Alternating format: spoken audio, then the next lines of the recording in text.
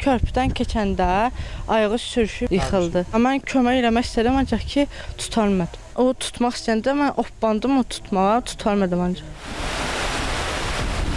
Qubada bədbəxt hadisə baş verib. 11 yaşlı uşaq çayda batıb. Hadisə rayonun Qətirəş kəndində qeydə alınıb. Məlumata görə kənd sakini durduğumuz bu ərazidə Qudyal çayına düşüb.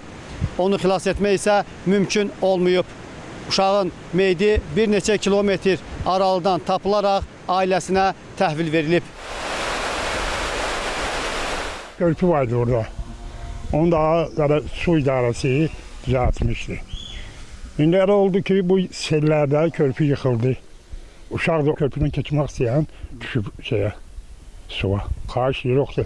Bir o körpüyə baxsınlar. Qardaşı da olub, onlar keçmir də. Onlar biraz doyan da olub. Bu onlar arasından ayrılıb, gəlib.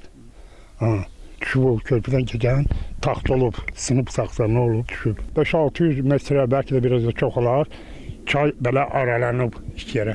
Ortada yandaxır, ilişib qalıb. Uşaq da ki 5-ci sinifi qurtarmışdı, 6-cı sinifə keçib. Cəhdləyib keçməyə, körpü yox. Dambanın üstündən keçəndə həmin yerdən suya düşüb, qardaşı da tutub, qardaşı da balacadır.